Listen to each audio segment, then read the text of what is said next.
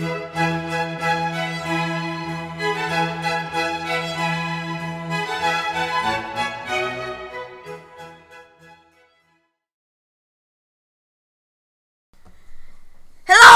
and welcome to the Power Zone Sports Podcast. Today we're going to be talking about thoughts on the Houston Astros sign stealing and thoughts on the offseason. Please like and subscribe and follow us on Twitter. I'll link for you down below. And I'll give this podcast to my brother. So the Houston Astros have been revealed to have cheated. They are revealed to have stolen signs throughout 2017 and 2018. What should be done about it? What will the pitchers do to the Astros hitters this season? What will happen next? So basically, the Houston Astros, they were stealing signs using a TV that was apparently live, synced up to the action. And apparently when the Astros batters were up to bat at home, whenever a fastball would come, they would bang on a trash can to let them know that a fastball was coming.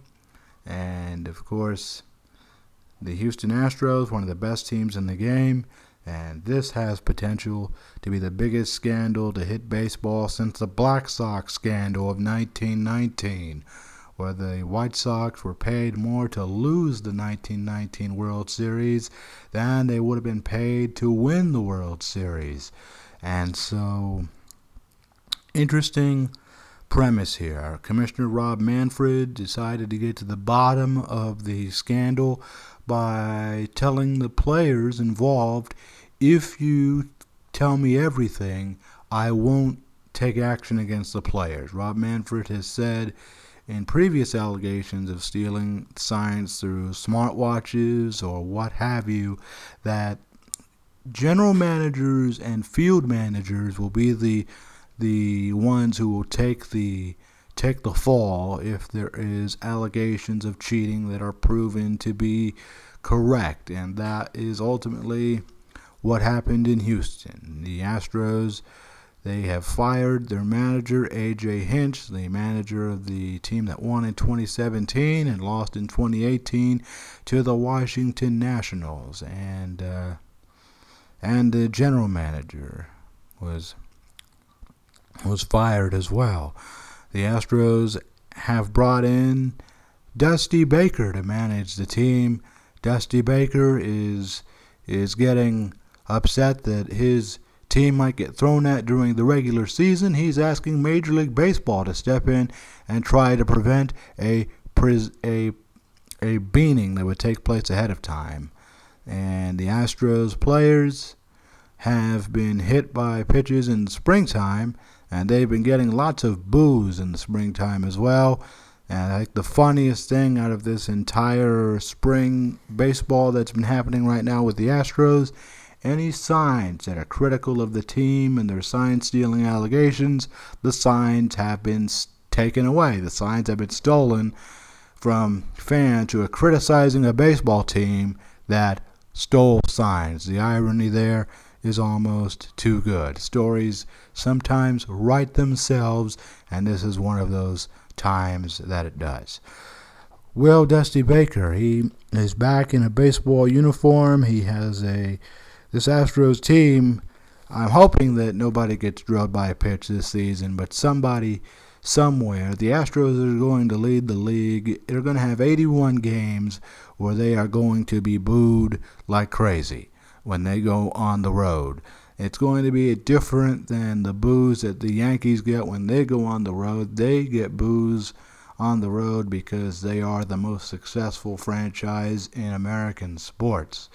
27 world championships. They have the greatest players to ever play the game. Babe Ruth, Mickey Mantle, Derek Jeter. They have Billy Martin. They have some incredibly talented players. Babe Ruth, Lou Gehrig, Joe DiMaggio, Mr. 56-game hit streak. They had Yogi Berra behind the plate. They had some of the all-time greats take the field for this franchise. And They've been booed whenever they go on the road because guess what? Fans of every other team wish their team was as successful as the New York Yankees. And that is ultimately why the Yankees are booed when they go on the road. But the Astros are going to get booed mercilessly whenever they go on the road this season. And I'm hoping that cooler heads prevail. But this Astros team, if everyone stays healthy, should be a force in the American League West again. And but this Astros team, they had no reason to be doing any of this. This team was already good. They were already a talented bunch of players.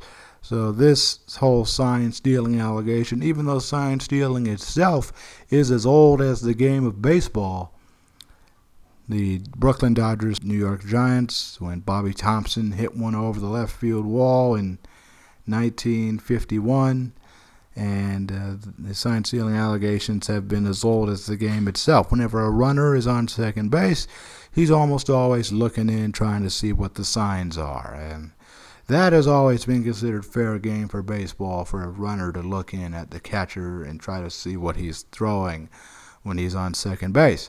But the way the Astros did this with the trash can, the banging, and the replay room trying to use it to steal the signs while they were being replayed live on the air, this is way too far. And you could make an argument, and I'll make the argument, that Commissioner Manfred should have thrown the book at these guys. He should have done what Kennesaw Mountain Landis did to shoeless Joe Jackson, permanently banning him from the game of baseball.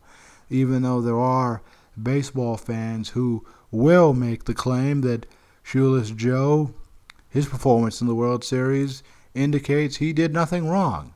But it's been a century since that has taken place, and that is going to be, this is the most devastating thing to hit baseball since the Black Sox scandal.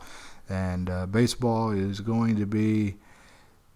not really talked about much anymore, and that's too bad. I think baseball is a great game. I love going to the games myself, but this has potential to not only bring the Houston Astros down. If this is not handled correctly, this could have potential to bring the entire sport of baseball down.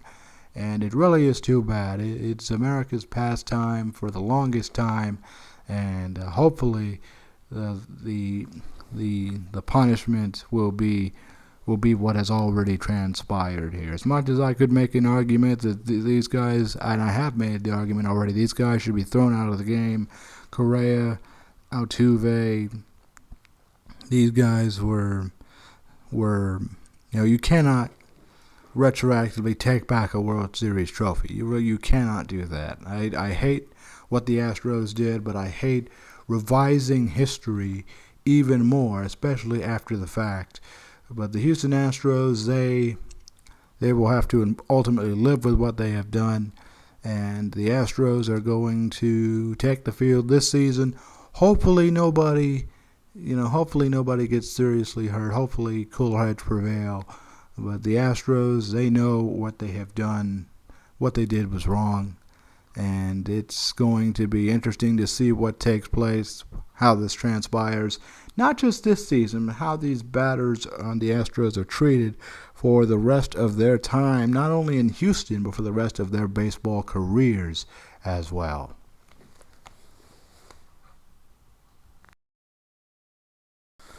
So there has been so much talk about this offseason about what's going to happen with the Dallas Cowboys. Will they hang on to Dak Prescott? Will Jason Witten come back and play another season for them?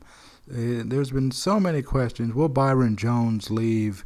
And will they have to find another cornerback in the draft this year, defensive back in the draft this year? So many questions that have been taking place in the offseason, but it just remains to be seen. But there's one thing that I've noticed about Jerry Jones. Jerry Jones may not do much winning in the regular season, but he always seems to win the offseason. So what's going to happen with Dak Prescott? I hope the Cowboys, I hope they might franchise him, and that would be That would be a shame. I hope they re-sign him to a new contract. I really do. Dak Prescott statistically had his best season a year ago, even though the Cowboys failed to make the playoffs. But even if Dak just gets franchised, number 4 he's going to be a good one for years to come. And like he said, when you're the quarterback of the Dallas Cowboys, you don't put very much thought into playing for another team. So I think he believes, and I think everybody on the Cowboys ultimately believes that a long-term deal will get done, and Dak Prescott will be the present and the future for the Dallas Cowboys. Mike McCarthy is the new head coach in Dallas. It'll be interesting to see how he approaches the draft. We'll see what the Cowboys ultimately decide to do in the draft. Jason Witten, the Cowboys' all-time leading receiver, will he be re-signed by the Cowboys? I'm going to be ultimately in the minority on this, but Jason Witten, he was just a complete shell of himself last season. And I ultimately ended up viewing the rapid regression of Jason Witten in the form of Jason Witten should not be brought back to the Dallas Cowboys this season. He should not be playing for the Giants or any other team. Jason Witten, it's time for you to call it a career. Jason Witten's had a great career, but last season, Jason Witten didn't break a single tackle when he was brought down immediately after that. And Jason Witten, much as I love number 82, he's a great player, but he needs to retire and have his name not only in the Hall of Fame, hopefully the Ring of Honor as well for the Dallas Cowboys. He is the greatest tight end the Cowboys have ever had, and he was Tony Romo's security blanket on third down. He was the biggest reason why Tony Romo and the Cowboys were as successful as they were, was because of the great reliability that Jason Witten has at tight end. Not only was he a great receiver, but he was also an excellent blocker whenever Zeke Elliott needed to find some running room on the right side of the formation. It was great to see Jason Witten. I'm hoping that at tight end, hopefully we'll get a couple of young tight ends in the draft, maybe at least one, and promote the Dallas Cowboys back to glory. But we'll see what happens this upcoming season. Jerry Jones always wins the offseason.